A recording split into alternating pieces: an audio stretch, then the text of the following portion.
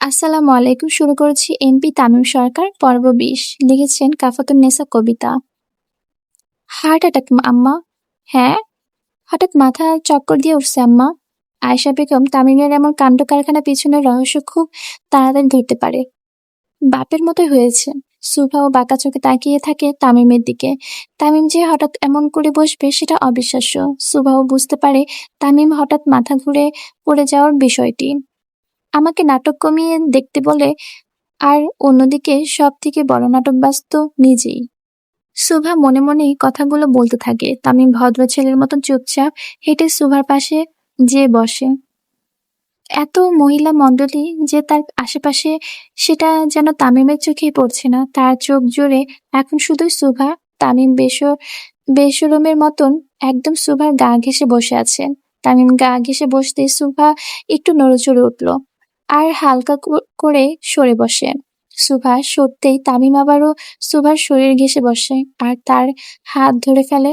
আজ অব্দি কোনো মাইয়া আমার হাত ধরল না, তোর হাত ধরার লগে লগে তো মাইয়ার হাতে বোম ব্লাস্ট হইব, ধরবো কেমনে? এই কাইল্লা, বোমা! তামিম সুভার এমন মুহূর্ত দেখে সাকিব খুবই আফসোস করে, কিন্তু তার আফসোসের উপর এক বালতি পানি ঢেলে দেয় কালামানি। তাদের পঞ্চপাণ্ডবের একটাই নীতি, কেউ কাউকে ছাড়া প্রেম করতে পারবে না। সে তো সবাই সিঙ্গেল, তাই যদি কেউ প্রেমে পড়ে সেটা হবে সব থেকে বড় অন্যায়। তামিম আর সুভাকে এত ঘনিষ্ঠ দেখে ছন্দা খুবই জ্বলতে থাকে, আর সে হতে চেয়েছিল তামিম সরকারের বউ।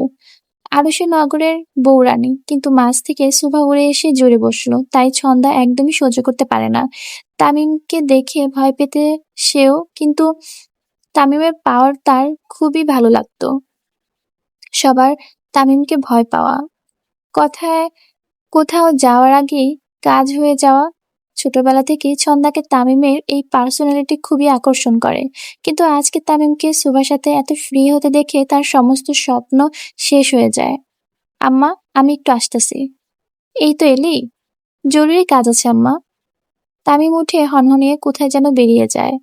তামিমের সাথে সাথে তার পঞ্চ পাণ্ডবও চলে যায়। তামিমের মাথায় যে কি চলে না চলে সেটা তামিমই ভালো বলতে পারবে।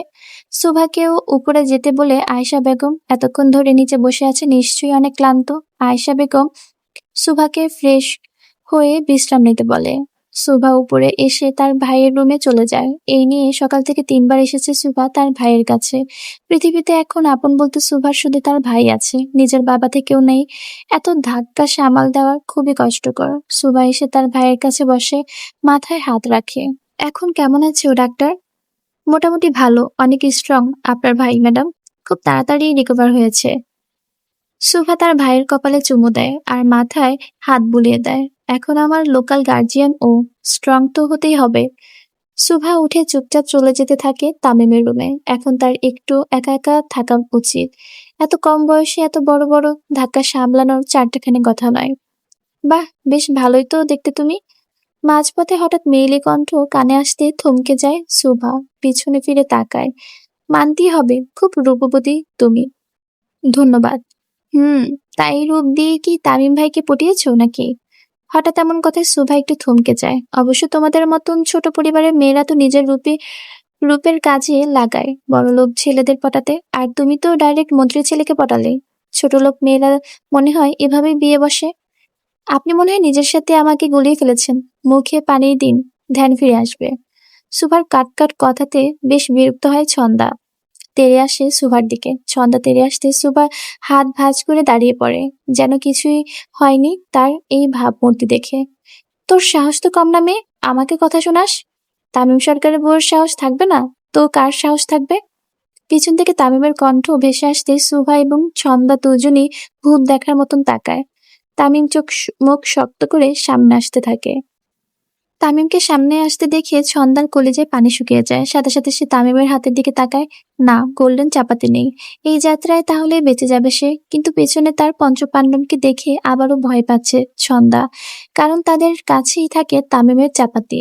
তামিম এসে সোজা সুভার পেছনে দাঁড়ায়, তারপর সুভার হাত ধরে খুব জোরে ছন্দার গালে কষিয়ে চড় মারে। তামিম যে এমন কিছু করবে সেটা উপস্থিত কেউই টের পায়নি। মেয়ে মানুষ মায়ের জাত, তাদের গায়ে আমি হাত দেই না, কিন্তু আমার বউকে কিছু বললে জাত পড়ে, মায়ের আগে। জেন্ডার দেখবো না।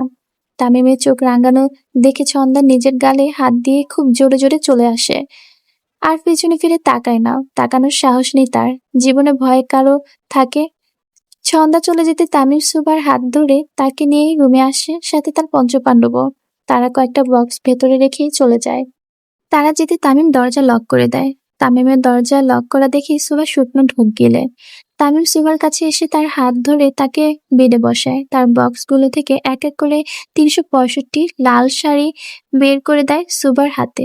এতগুলো শাড়ির মাঝে বসে নিজেকে শাড়ি বিক্রেতা মনে হয় সুভার। তামিম সুভার পায়ের কাছে তার কোলে ভর দিয়ে বসে। খোদার কসম সুভা, তোকে দেখে আজকে আমি হার্ট অ্যাটাক করতে করতে বেঁচে আছি। এই লাল রং মনে হয় তোর জন্যই তৈরি। তামিম এক দৃষ্টিতে তাকিয়ে থাকে সুভার দিকে, তারপর তার চোখ থেকে কনিষ্ঠ আঙ্গুল দিয়ে কাজল এনে সুভার কানের লতির নিচে দিয়ে দেয়। নজর না লাগে যেন চাঁদেরও গায়ে। তামিম সুভার দিকে অপলক দৃষ্টিতে তাকিয়ে থাকে, চোখের পলকও পড়ছে না তার। এক পর্যায়ে তামিম সুভার হাত টেনে দিয়ে তাকে নিজের উপরে ফেলে দেয়। হঠাৎ এমন টানে টাল সামলাতে না পেরে সুভা তামিমের গলা ধরে তার উপরে পড়ে যায়। তামিম খুব শক্ত করে সুভার কোমর ঝাপটে ধরে। তুই আমার না হলে তোকে পরপারে পাঠাতেও হাত কাঁপবে না আমার সুভা। তামিম খুব জোরে জোরে সুভার কাঁধে চুমু দেয়। তামিমের এত কাছে আসাটা খুব অস্বস্তি দেয় সুভাকে। সে তামিমের হাত ছাড়িয়ে উপরে উঠে বসে। আর কত সময় নিবি আমার হাতে? জানি না। জোর করি তাহলে? এছাড়া আপনি কিছু পারেনও না। তামিম উঠে দাঁড়ায়। এখানে ৩৬৫টা লাল শাড়ি আছে। আগামী ১ বছর আমার সামনে লাল শাড়ি পরেই থাকবি, না হলে শাড়ি পরার জন্য তোর শরীর থাকবে না সুভা। তামিম উঠে চলে যায় দরজার কাছে, আর সুভাও চুপচাপ বসে থাকে। তামিমের ভয়ঙ্কর রূপ নতুন কিছু না সুভার জন্য, বরং ঠান্ডা রূপই আতঙ্কের কারণ হয়ে দাঁড়ায় সুভার জন্য। ঠান্ডা মস্তিষ্কে তামিম কতটা ভয়ঙ্কর সেটা সুভার থেকে ভালো আর কেউ জানে না। তামিম যে দরজার সামনে দাঁড়িয়ে লক খুলে ও বের হয় না, আবার সুভার দিকে ফিরে তাকায়। আমাকে ভয়ঙ্কর হতে বাধ্য করিস না সুভা। দুদিন চুপচাপ আছি বলে এটা ভাবিস না তোর বেইমানির কথা ভুলে গিয়েছি। কথায় আছে না, খাল কেটে কুমির আনা, তেমনি ঠান্ডা মস্তিষ্কে ভয়ঙ্কর তামিমও জাগিয়ে তুলল সুভা।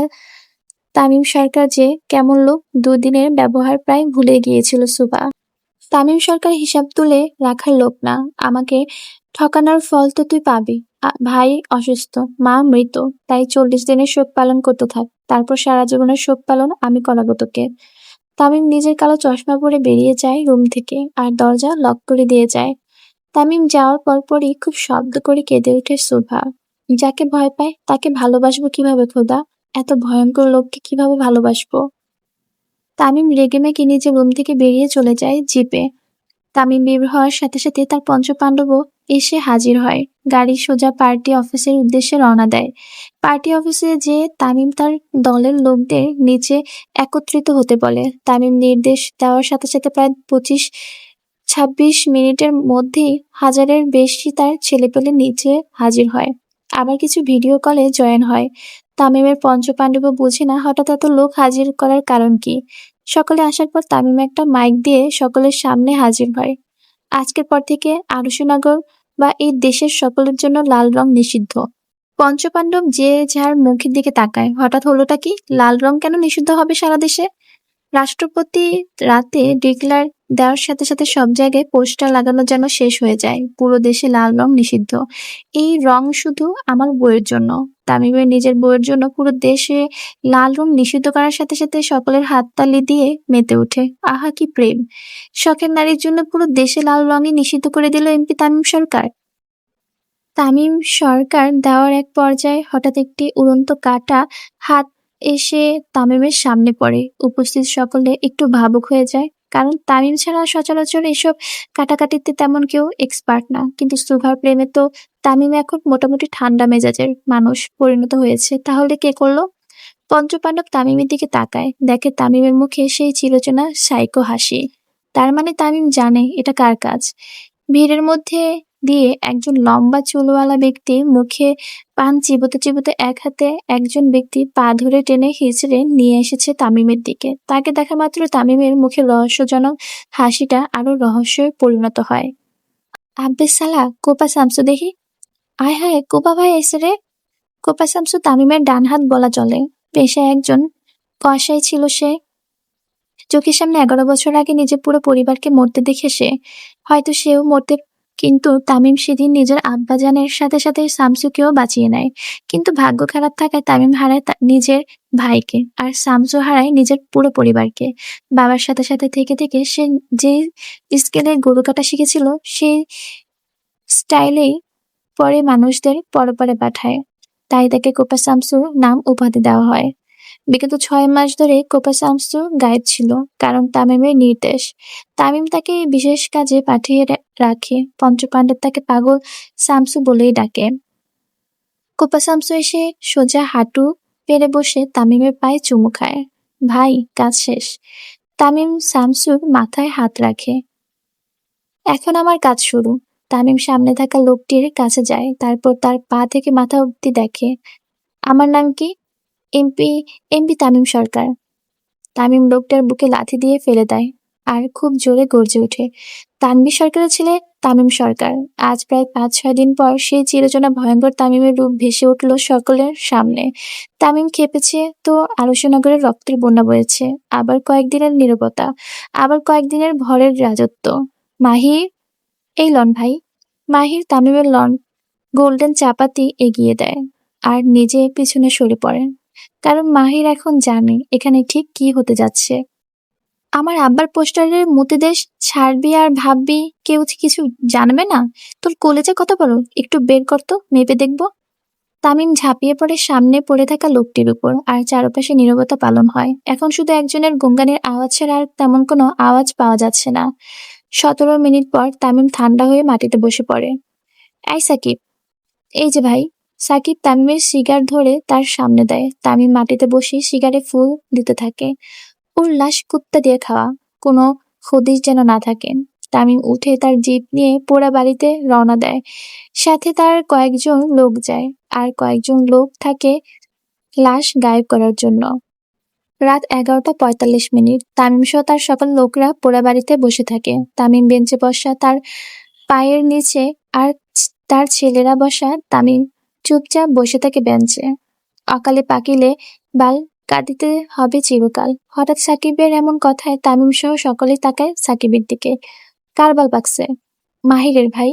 সকলে একসাথে মাহিরের দিকে তাকায়। ভাই, আমি কিছু জানি না। কি রে বোমা, বোমার বাচ্চা, আমারে ফাঁসাস কেন?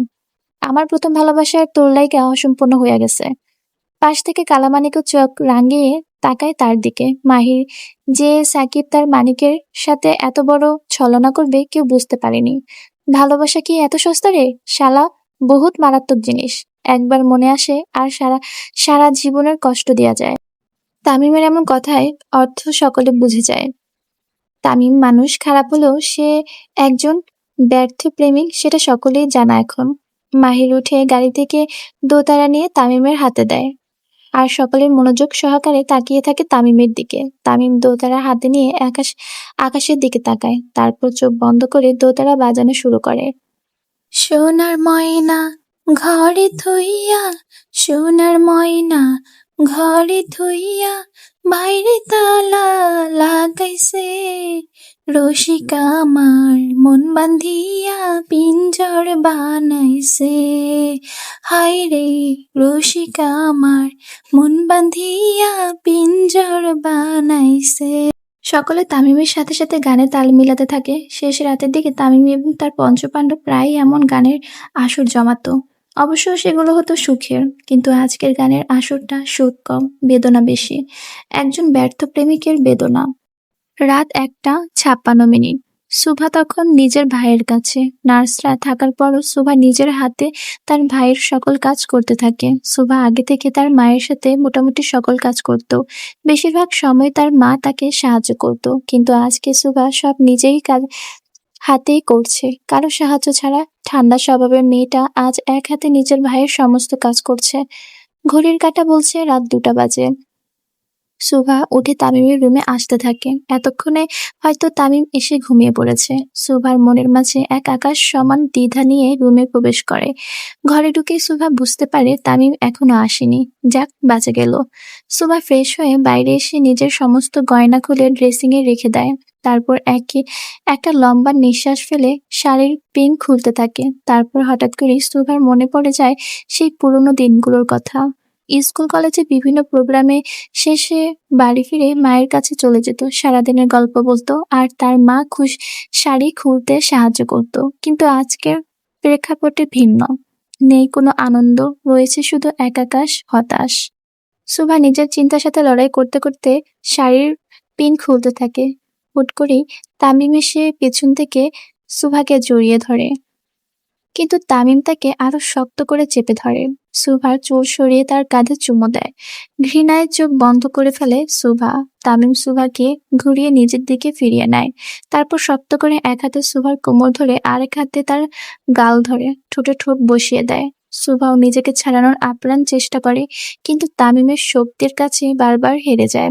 এক পর্যায়ে সুভা খুব জোরে তামিমকে ধাক্কা দিয়ে দূরে সরিয়ে দেয় আর তাড়াতাড়ি করে মুখ ধরে ওয়াশরুমে চলে যায়। তামিম ও সুভার পিছু পিছু ভিতরে চলে যায়।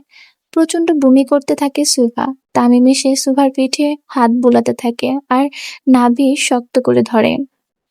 তুই যা, আমি পরিষ্কার করতেছি। কোনো কথা না বাড়িয়ে সুভা চুপচাপ রুমে চলে যায়। সারাদিনের ক্লান্তি আর এখন বমি সব মিলিয়ে খুবই ক্লান্ত হয়ে যায় সুভা। কিছুক্ষণ পর তামিম সুভার জন্য নাইট স্যুট নিয়ে বাইরে আসে। এসে চুপচাপ সুভার পাশে বসে। মদের গন্ধই তো নিতে পারোস না, আমারে সারা জীবন সামলাবে কিভাবে? আপনার সাথে সারা জীবন থাকবে কে? পালাবি? ধরুন তাই। তোকে ভালোবাসি বলে বাঁচায় রাখছি, যেদিন পালাবি সেদিনই নিজের হাতে তোকে দাফন করার ব্যবস্থা করব। সুভা চোখ বন্ধ করে ফেলে। টলমলিয়ে পানি পড়তে থাকে তার চোখ দিয়ে। কান্না এখনো কিছু করি নাই রাত পুরি, কিন্তু করবো যে। না, এটা ভাবিস না। তোর বেইমানির কথা ভুলি নাই আমি। মেরে ফেলুন একবারে। তামিম খুব জোরে সুভার গলা টিপে ধরে। মরার খুব শখ না তোর? আমার হাতেই মরবি তুই। তামিম খুব জোরে সুভাকে বিছানায় ধাক্কা দিয়ে ফেলে নিজে বেরিয়ে যায় ঘর থেকে। একটা মদখোর মাতাল খুনির সাথে থাকার চাইতে মরাই ভালো। রাত ৩টা। আবহাওয়া জানান দিচ্ছে রাতের শেষ ভাগ চলছে। তামিম সরকার বাড়ির ছাদে চুপচাপ একা বসে থাকে। হঠাৎ কাঁধে কারো হাত পড়তে একটু চমকে যায় সে। আপনি ঘুমান নাই আব্বা? তানভীর সরকার তামিমের সাথে ফ্লোরে বসে পড়ে। সন্তানের চোখে ঘুম নাই, বাবা কিভাবে ঘুমায় বলেন? তামিম কোনো কথা না বলে চুপচাপ থাকে। কি হয়েছে? কিছু না আব্বাজান। তানভীর সরকার তামিমের মাথায় হাত দেয়। কি হয়েছে? সে আমারে ভালোবাসে নাই আব্বা, সে আমারে ভালোবাসে নাই।